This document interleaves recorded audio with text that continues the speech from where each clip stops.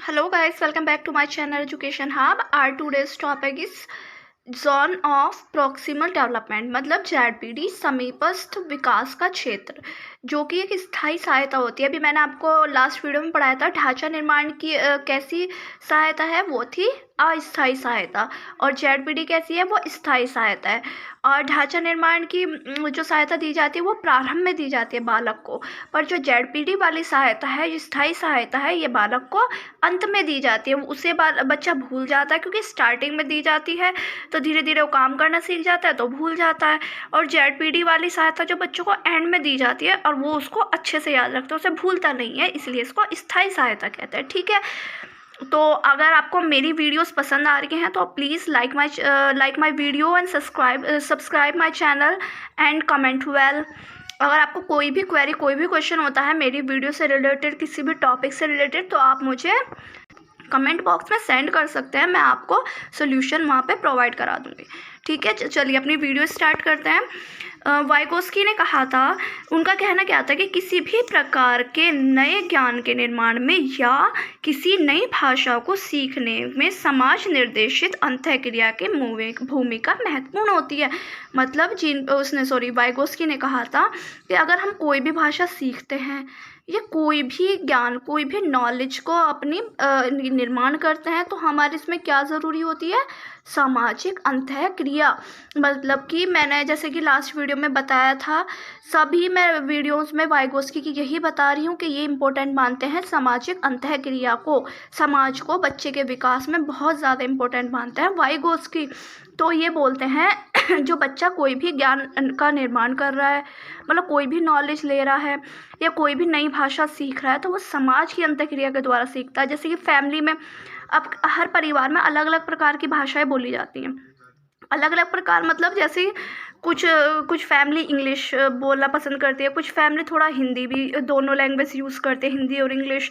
कुछ कुछ ज़्यादा ही हिंदी यूज़ करते हैं। तो मतलब हर परिवार में हर तरह का मेंबर होता है जो उससे अपने अपने विशेष गुण लिए हुए होता है। तो उस परिवार का बच्चा अपनी फैमिली मेंबर से कुछ ना कुछ सीखता है, अपने फ्रेंड ग्रुप में, अपने स्कूल में कुछ ना कुछ सीखता है, तो वहाँ से वो लैंग्वेज अडॉप्ट करता है। अब कई बात ऐसी होती है कि कोई बच्चा नई बात स्कूल से सीख आता है, मम्मी कहती है ये तो हमारे घर में कोई भी नहीं बोलता, ऐसे तो हमारे घर में कोई भी नहीं करता, तो इसने कहाँ से सीखा। तो इसका मतलब उसने नई भाषा सीख ली, कहाँ से सीखी, स्कूल से सीख सकता है, अपने फ्रेंड ग्रुप में सीख सकता है। ठीक है, कोई भी ज्ञान है स्कूल में ज्ञान मिलता है।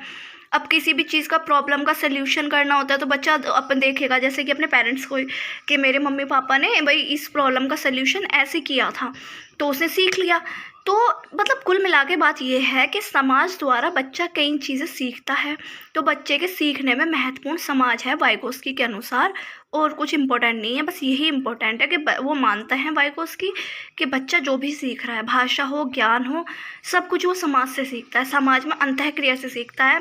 अंतःक्रिया मैंने आपको बताया भी था, अपने समाज में अपने विचारों का, भाव का, अनुभव का, अपनी कौशलों का, नैतिकता का आदान प्रदान करना। ठीक है, और इस सिद्धांत को, कि इसके वाइगोस्की के सिद्धांत को जेरोम ब्रूनर ने भी क्या किया था जेरोम ब्रूनर ने भी इसको सपोर्ट किया था। ठीक है, अब उनके अनुसार बालक का वातावरण और आसपास के लोग उसकी भाषा विकास में सहायक हैं।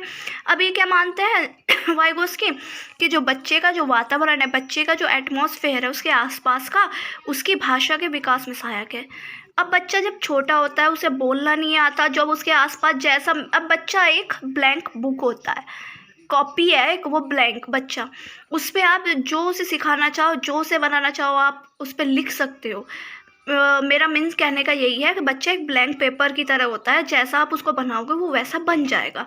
ठीक है, तो आप बच्चे को अच्छी बातें सिखाओगे, वो अच्छी बातें सीखेगा। आप उसको अच्छा बोलना सिखाओगे, आप उसको बोलोगे कि ये स्पून है तो वो स्पून बोलेगा। आप उसके सामने कोई चम्मच बोल दे, वो नहीं, वो कहेगा तो स्पून है। ठीक है, अगर आप बोले चम्मच है, कोई स्पून कहेगा तो उसे समझ में नहीं आएगा। तो बच्चे को कैसा बनाना, ये अपने हाथ में होता है। ठीक है तो ये बोलते हैं बच्चे का भाषा। अब भाषा किस तरीके से उसको बच्चा सीखता है, उसका हेल्पर क्या होता है, उसका वातावरण। आस पास में जैसा बोलेंगे ना सब, बच्चा धीरे धीरे वैसी ही बातें रिपीट करने लगेगा, वैसी ही बातें बोलने लगेगा। तो उसकी भाषा का डेवलपमेंट, लैंग्वेज का डेवलपमेंट वैसे वैसे होना स्टार्ट हो जाएगा। अब जेडपीटी क्या होता है? जेडपीटी होता है संभावित विकास का क्षेत्र। अब लेव वाइगोत्स्की ने क्या कहा है? बच्चों के सीखने का एक समीपस्थ क्षेत्र होता है। जब बच्चों को ऐसा कार्य दिया जाता है कि वर्तमान में थोड़ा अधिक मुश्किल और बेहतर हो, जोड़ सकते हैं और सीखते हैं। अब आप मेरी बात सुनिए। ZPD zone of proximal development. Zone of proximal development मैंने आपको लास्ट वीडियो में बताया था कि इसमें गेम्स जो होते हैं इंपॉर्टेंट होते हैं बहुत ज़्यादा।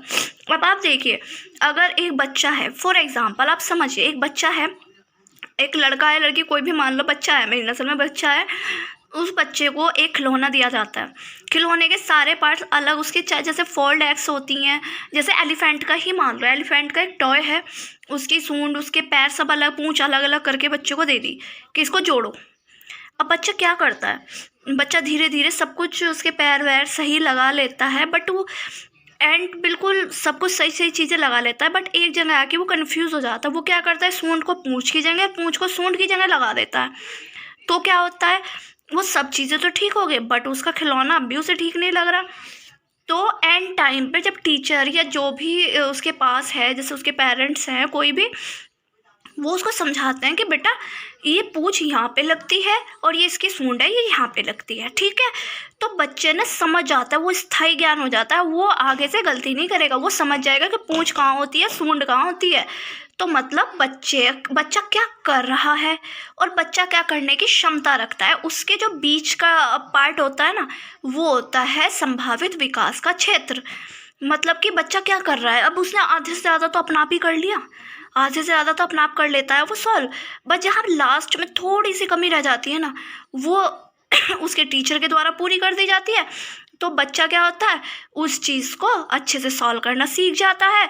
और दूसरी बात, ये स्थायी होती है क्योंकि एंड में दी जाती है। बिल्कुल पहले तो कहेंगे कि बच्चे खुद अपनी प्रॉब्लम को सॉल्व करो, तो एंड में जब ज़रा सी उसकी दिक्कत रह जाती है, उस चीज़ का सल्यूशन प्रोवाइड करा दिया जाता है, तो उसके माइंड में छपा रह जाता है। जैसे कि आप हो एग्ज़ाम में जा रहे हो, ठीक है, आपको एग्ज़ाम में आप बहुत सारा पढ़ के गए, बट आप एक मोस्ट इम्पोर्टेंट लाइन तो भूल ही गए। भाई जो पूरे टॉपिक पे बेस्ड है, पूरा टॉपिक उससे क्लियर हो सकता है, आप उसे भूल गए, तो आप क्या करोगे? आपको अगर कोई बस लास्ट मिनट उस टाइम में कोई टीचर, कोई फ्रेंड अगर आपको बता दे, जैसे कि भाई वाइगोत्स्की है, अब सारा याद कर लिया, बट आप ये भूल गए कि सामाजिक अंतःक्रिया को इम्पोर्टेंट मानता है, तो आपकी फ्रेंड बता दे, आपका टीचर बता दे कि इसको है ना सामाजिक अंतःक्रिया वाइगोत्स्की से रिलेटेड है, ठीक है, याद रखियो इस बात को। अब वो क्या होगा? वो आप भूलोगे थोड़े ना, एंड टाइम पे सॉल्यूशन मिल गया आपको, तो आप उसे भूलोगे नहीं।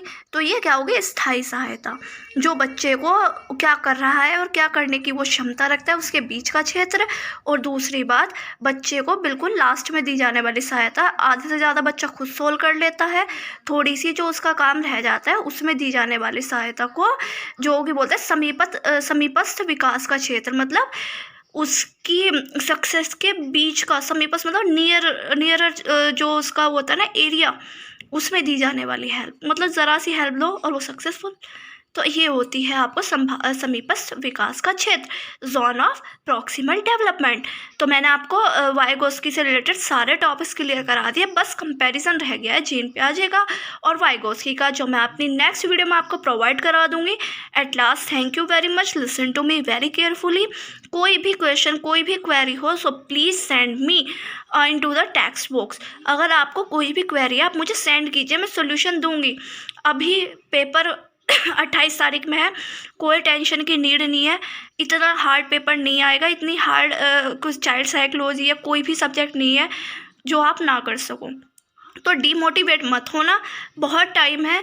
अगर ध्यान से समझ के चलोगे, विदाउट डिस्ट्रैक्शन के, बिना परेशान हुए इधर उधर भटके चलोगे, तो डेफिनेटली क्वालिफाई कर जाओगे।